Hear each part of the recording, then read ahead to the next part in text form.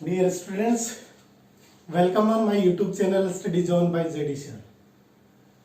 कैसे हैं आप लोग? फिजिक्स की इस क्लास में अपन ऑप्टिक्स के बारे में डिस्कस कर रहे हैं। लास्ट क्लास अपन ने देखा था basics of the optics and the reflection phenomena through the optics. आज की क्लास में अपन डिस्कस करेंगे about the spherical mirror. In last class we are discussed about the plane mirror. अब अपन बात करते हैं स्पेरिकल मिरर की। तो exactly when we are studied about the mirror, तो मिरर बना कैसे था? जब आप किसी भी ग्लास की सरफेस को पॉलिश कर देते थे तो आपके पास क्या बनता था? मिरर की फॉर्मेशन बनती थी।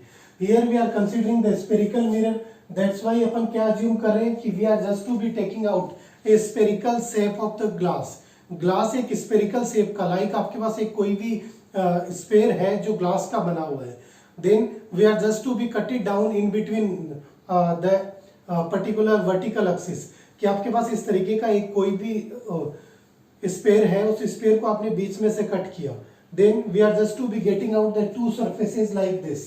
कि ये आपके पास यदि एंटायर स्पेयर होता तो ये कुछ इस तरीके की फॉर्मुलेशन होती। अब अपन ने इसको बीच में से कट कर दिया। After that we are just to be having the two different parts of that particular sphere. It means यहाँ पे आपके पास दो अलग पैटर्न मिल गए कि आप या तो क्या कर सकते हैं, we are just to be polish the inner surface और we are polish the outer surface। कि एक बार तो आप इस वाले पूरे जो आपने स्पेरिकल ग्लास लिया है इसकी इनर सरफेस को पॉलिश कर सकते हैं, दूसरी बार आप इसकी आउटर सरफेस को क्या कर सकते हैं? पॉलिश कर सकते हैं। First we will discuss when we are just to be polishing the inner surface of it. अब अपन ने इसकी इनर सरफेस को क्या कर दिया? पॉलिश कर दिया।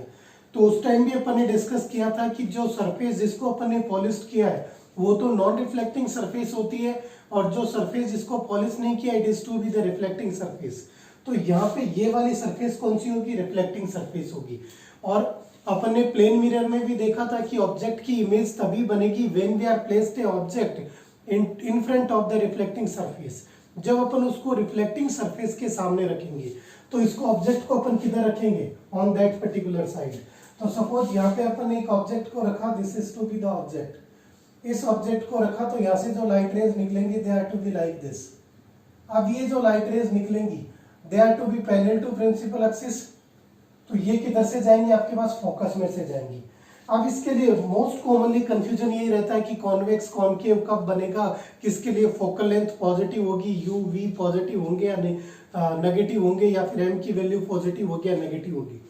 तो बहुत ही सिंपल सा कॉन्सेप्ट दे रहा हूं। बिल्कुल इस एक कॉन्सेप्ट से आपके पास कॉन्वेक्स और कॉनकेव मिरर्स की फॉर्मुलेशंस एग्जैक्टली क्लियर हो जाएंगी। तो फर्स्ट थिंग तो ये ध्यान रखना, दोनों की जो फोकल लेंथ होगी it is to be inside the sphere. कि मान लीजिए आपके पास एक स्पेरिकल शेप है तो दोनों की जो फोकल लेंथ होगी वो उस स्पेयर के अंदर ही होगी। दैट्स व्हाई यहाँ पे अपन ने फोकल लेंथ को अज्यूम किया, ये फोकल लेंथ और इसके लिए फोकल लेंथ है। तो यहाँ से जो light rays parallel to principal axis आई वो किधर से जाएगी? फोकस में से। इट मींस इधर तो जा नहीं सकती, that's why it is to be moving like this. और जब अपन इसको पीछे एक्सटेंड करेंगे it is to be moving goes through the focal length, focal point में से जाएगी। Clear? Then it is to be the formulations for the convex mirror। इसका मतलब अब जब अपन ने इनर साइड को उसको पॉलिश किया तो आपके पास कौन सा मिरर बना? कॉन्वेक्स मिरर बना। तो पहले भी ये कहा था कि अपने पास दो सरफेसेज आ गई, एक बार अंदर से पॉलिश करेंगे, दूसरी बार बाहर से। जब अपन ने इनर सरफेस को पॉलिश किया we are getting out the convex mirror. तो आप देखिए कॉन्वेक्स मिरर के लिए यू वी और एफ को कैसे रिप्रेजेंट करेंगे? एफ जो है वो आपके पास क्या है? इस पॉइंट से यदि मैं मूव करूं तो किधर मूव कर रहा हूं? In positive direction. That's why F आपके पास क्या आ गया? पॉजिटिव। ध्यान देना हमेशा राइट हैंड डायरेक्शन में मूव करेंगे तो we are considering the positive value. If we are moving into the left hand side then we are considering the negative value. तो इस पर्टिकुलर पॉल के रेस्पेक्ट में यदि इधर मूव करूं तो it is to be negative. That's why u की value क्या है? Negative. Third formulations v. V exactly क्या बताएगा? Where the image is to be formed. तो इसमें इमेज आपके पास क्या होगी? जब अपन इसको पीछे एक्सटेंड करेंगे तो इसी तरीके से आपके पास इमेज बनेगी। सपोज अपन ने किसी थीटा एंगल पे इंसिडेंट किया तो वो थीटा एंगल पे ही क्या होगा? पीछे की तरफ एक्सटेंड होगा और they are just to be making a image like this. तो ये इमेज भी किधर बनेगी? आपके पास पॉजिटिव डायरेक्शन में बनेगी। दैट्स व्हाई वी भी क्या होगा? यहाँ पे पॉजिटिव होगा। Clear? Next the M. M is to be the magnifications. Magnification coefficient की बात करते हैं तो ये एग्जैक्टली किस टर्म्स में डिफाइन होता है आगे अपन डिटेल में पढ़ेंगे। एम को अपन डिफाइन करते हैं in terms of the v upon u, और अपन लिख सकते हैं height of image upon height of object.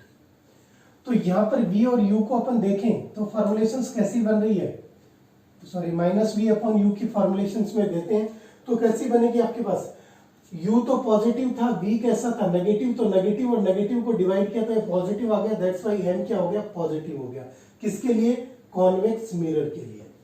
तो कॉन्वेक्स मिरर अभी सिर्फ अपन इतनी स्टडी कर रहे हैं अबाउट द कॉन्वेक्स मिरर। तो कॉन्वेक्स मिरर के लिए बस ध्यान में क्या रखना है, u से स्टार्ट करो तो u माइनस होगा, बाकी आपके पास प्लस प्लस होगा, m भी क्या होगा आपके पास प्लस होगा। यदि इमेज की बात करें, इमेज कैसी बनती है तो पहले भी अपन डिस्कस कर चुके हैं कि we are having the two type of the image, one is to be the real image, another is to be the virtual image. Real image कब बनेगी, when the light rays are to be exactly intersecting in the reality.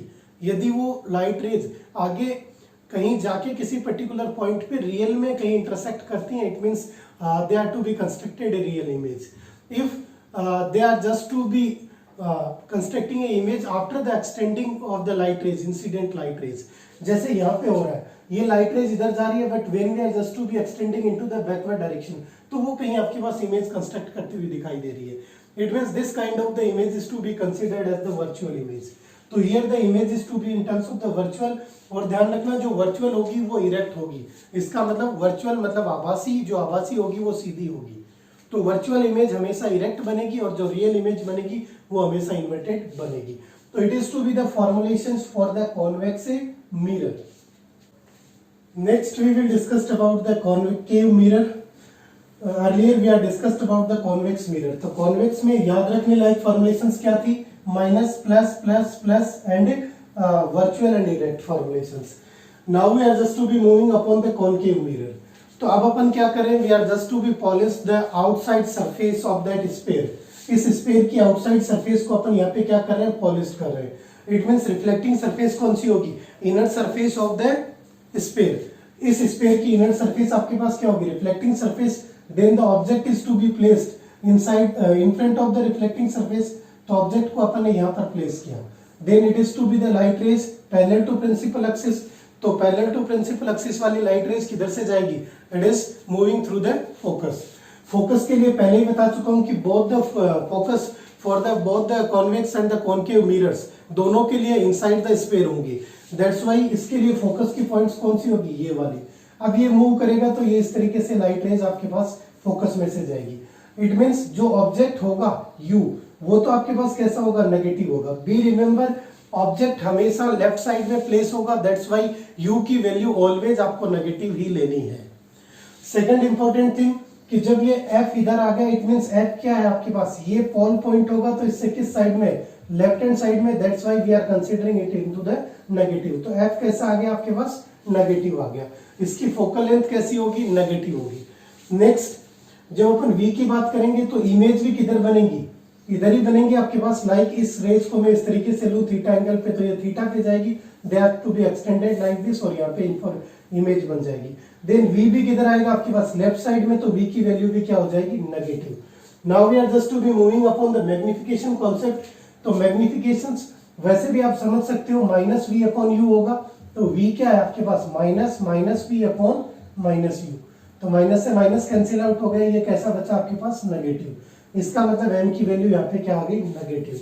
दूसरा आप समझें तो height of image किधर बन रही है, नीचे की तरफ इमेज, ऑब्जेक्ट कितना है, ऊपर की तरफ। इट मींस क्या फॉर्मुलेशंस होगी, ये नेगेटिव में होगी और ये क्या होगी, पॉजिटिव में होगी।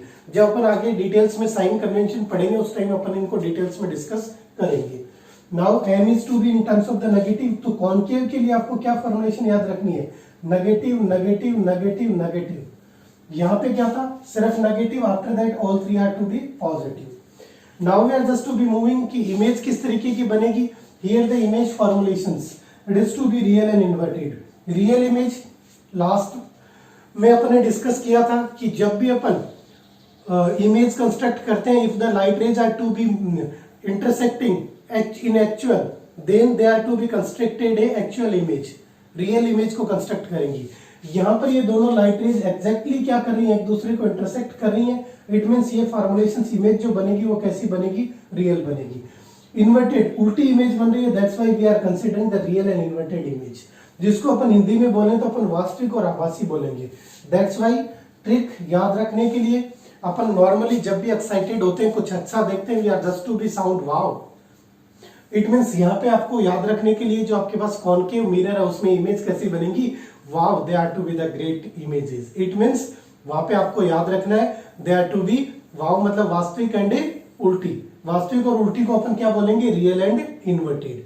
तो it is to be the conclusion in terms of the convex and the concave mirror. आपने एक स्पेरिकल मिरर लिया, उस स्पेरिकल मिरर को दो पार्ट्स में डिवाइड किया, एक बार अंदर से पॉलिश किया, दूसरी बार बाहर से पॉलिश किया, एक बार कॉन्वेक्स बना, दूसरी बार कॉनकेव बना। फोकल लेंथ क्या किस फॉर्मुलेशंस में होगी, फोकल लेंथ आपके पास पॉजिटिव और नेगेटिव की फॉर्मुलेशंस में होगी। कॉन्वेक्स के लिए सीधा याद रखना है यू वी एफ और m, minus plus plus plus. Concave के लिए याद रखना है minus minus minus minus. Images जो बनेंगी कॉन्वेक्स से कैसी बनेंगी, आपके पास वर्चुअल और इरेक्ट बनेंगी, और कॉनकेव से कैसी बनेंगी, रियल एंड इन्वर्टेड बनेंगी।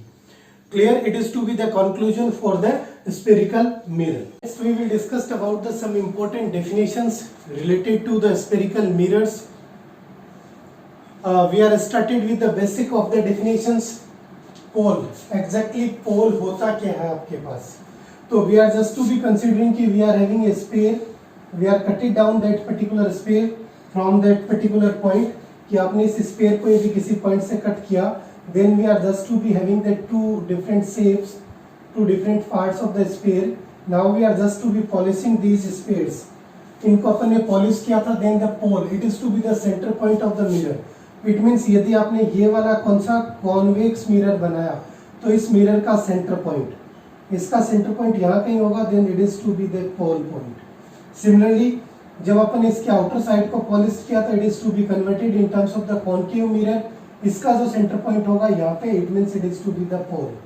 सो now these are the pole, it is to be pole for the convex, it is to be pole for the concave mirror. इसका मतलब आपने जो स्फीयर से मिरर बना लिया, उस मिरर का एग्जैक्ट सेंटर पॉइंट होगा, it is to be known as the pole of that particular mirror. Now on the second definition, centre of the curvature, it is to be the centre of the sphere. It means आपने जो sphere लिया है, उस sphere के centre को अपन यहाँ पे सेंटर ऑफ कर्वेचर से रिप्रेजेंट करेंगे।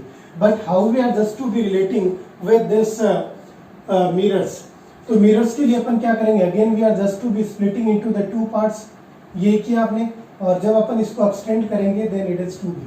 तो ध्यान रखना, ये आपके पास क्या होगा, सेंटर ऑफ कर्वेचर होगा, जिसको आगे अपन डिटेल्स में पढ़ेंगे, C इक्वल टू 2F की टर्म्स में भी लिखेंगे। फोकल लेंथ के साथ इसका रिलेट होगा, it is just to be twice of the focal length. जो फोकल पॉइंट होगा उससे 10 डबल डिस्टेंस पे सेंटर ऑफ कर्वेचर होगा। सेंटर ऑफ कर्वेचर एग्जैक्टली उस स्फीयर का सेंटर की पॉइंट्स में है, and the principal axis is always to be passing through the centre of curvature. जो भी आपकी प्रिंसिपल एक्सिस होगी, आगे उसको भी पढ़ेंगे, वो हमेशा किसमें से पास करेंगे, सेंटर ऑफ कर्वेचर में से। तो सेंटर ऑफ कर्वेचर क्या है, जो आपने स्फीयर लिया उस स्फीयर के सेंटर को अपन सेंटर ऑफ कर्वेचर बोल रहे हैं। Now the third definition, radius of curvature. Radius of curvature नाम से पता लग रहा है कि रेडियस है, तो किसकी रेडियस हो सकती है, here we are using the sphere, that's why it is to be the radius of that particular sphere. इसका मतलब रेडियस ऑफ कर्वेचर वो रेडियस है, उस स्फीयर की रेडियस है जिससे अपन ने किसको, मिरर्स को फॉर्मुलेट किया है। Clear? Then it is to be, ये जो डिस्टेंस अपन कैलकुलेट करेंगे, it is to be in terms of the R, और इसको भी अपन आगे रिलेट करेंगे। आर जो आपके पास फॉर्मुलेट होगा वो कितना होगा, it is equal to 2/f और f equal to r/2। It is to be the most hottest derivation, जो मोस्ट कॉमनली एग्जाम्स में पूछा जाता है कि डिराइव द एक्सप्रेशंस और derive the relation between the focal length and the radius of curvature. तो radius of curvature कहाँ से कहाँ की डिस्टेंस होगी, it is to be the distance between the centre, optical centre and the pole. Clear? अपन ये भी बोल सकते हैं it is to be the radius of the sphere, और अनदर वर्ड अपन ये भी बोल सकते हैं it is to be the length और the distance between pole and the centre of curvature. उन दोनों के बीच की डिस्टेंस किसके इक्वल होगी, आपके पास रेडियस ऑफ कर्वेचर के इक्वल होगी। Now it is to be important thing, principal axis. Principal axis क्या होगी, it is to be the adjoining line of the centre of curvature and the pole. Centre of curvature and pole को जो adjoining line होगी वही आपके पास क्या होगी, प्रिंसिपल एक्सिस होगी। इट मीन जब अपन मैं इसको आगे एक्सटेंड करूंगा तो इट इज टू बी और प्रिंसिपल एक्सिस। ये वाली जो एक्सिस है, ये वाली कौन सी आपके पास प्रिंसिपल एक्सिस है। आपने पॉइंट पी और सी को ज्वाइन किया तो इन दोनों की जो एडजॉइनिंग लाइन होगी वही आपके पास क्या होगी, प्रिंसिपल एक्सिस होगी। बट यदि यहाँ पर अपन लेंथ की बात करें तो principal axis is to be extended up to the infinite length. ये आपके पास कितनी भी लेंथ अपन एक्सटेंड कर सकते हैं एज पर द फॉर्मुलेशंस की अपन ने ऑब्जेक्ट को कहाँ पे प्लेस किया and our image is to be found at किस पॉइंट पे फाउंड हो रही है। तो ऑब्जेक्ट को भी अपन इनफाइनाइट से लेकर कहीं पर भी प्लेस कर सकते हैं इन बिटवीन पोल, और सिमिलरली आपके पास इमेज भी पोल से लेकर इनफाइनाइट के बीच में कहीं भी बन सकती है। That's why its extension of the principal axis it is to be possible up to the infinite length. Now the next derivation it is to be the focus. जब अपन मिरर की बात करेंगे तो it is to be quite easy, but when we are talking about the lenses at that particular moment we are considering the two focus f1 and f2 in terms of the principal and the secondary focus, or the primary or the secondary focus. But here we are just to be considering what is focus. Focus आपके पास कौन सा है, तो it is to be the intersection point of the lines those are parallel to principal axis. इसका मतलब ये आपके पास principal axis है, इस प्रिंसिपल एक्सिस के पैरेलल जितनी भी आपके पास लाइंस आ रही हैं वो जिस पॉइंट पर इंटरसेक्ट करेंगी ये इस तरीके से एक्सटेंड होंगी। देन दीज लाइंस, ये लाइंस आपस में जहां पर भी इंटरसेक्ट करेंगी उसको अपन क्या बोलेंगे, फोकस के टर्म्स में डिफाइन करेंगे। It is to be the focus point. यदि मैं कॉन्केव के रिस्पेक्ट में फोकस को डिफाइन करूं तो these are the lines parallel to principal axis, they are to be moving through the focal length. तो ये जहां पर भी आपस में रिफ्लेक्शन के बाद एक दूसरे को इंटरसेक्ट करेंगे it is to be the focus point. Clear. और ये मैं ऑलरेडी बता चुका हूं कि ये दोनों के लिए इनसाइड द स्फीयर होगा। इट मींस कॉन्वेक्स के लिए तो क्या होगा, पॉजिटिव होगा, और कॉन्केव के लिए क्या होगा, it is to be negative. Now the focal length, focal length it is to be length of this particular segment. It means the distance between the pole and the focus point, it is to be the pole and the focus point. Clear. And we can also say that क्योंकि focus point यहाँ कहीं होगा then it is to be the distance between the focus and the centre of curvature, या फिर अपन बोल सकते हैं it is to be just half of the radius of the curvature.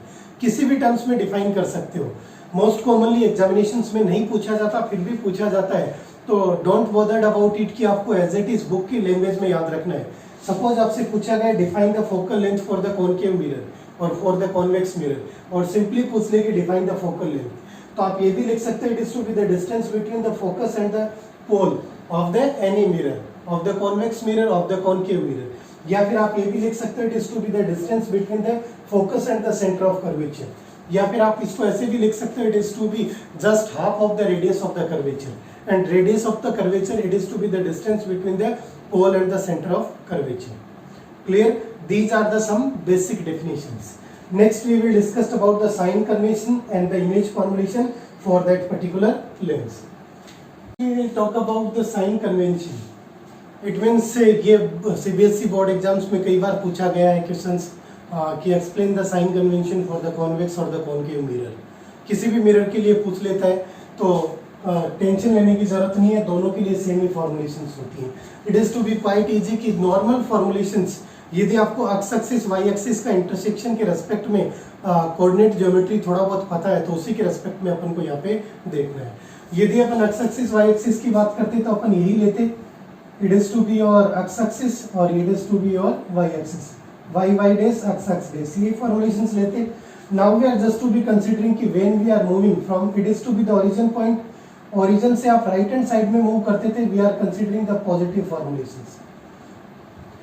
Origin से जब आप लेफ्ट हैंड साइड में मूव करते थे we are considering the negative signs. Same respect यदि आप ओरिजिन से वाई एक्सिस पे ऊपर की तरफ अपवर्ड डायरेक्शन में मूव करते थे we are considering the positive sign. If we are moving into the downward direction then it is to be the negative sign. यही यूज करते थे अपन। Same formulation is to be there कि यहाँ पर if we are just to be considering the concave mirror, ये आपके पास पोल होगा। हमेशा जो भी आपके पास साइन कन्वेंशंस होंगे they are to be measured with respect to pole. वो किसके रेस्पेक्ट में मेजर्ड होंगे, ऑलवेज पोल के रेस्पेक्ट में मेजर्ड होंगे। इट मींस अपन पोल से मूव करना स्टार्ट करेंगे if we are moving into the right directions of the pole, pole से राइट डायरेक्शन में मूव करेंगे we are considering the positive formulations.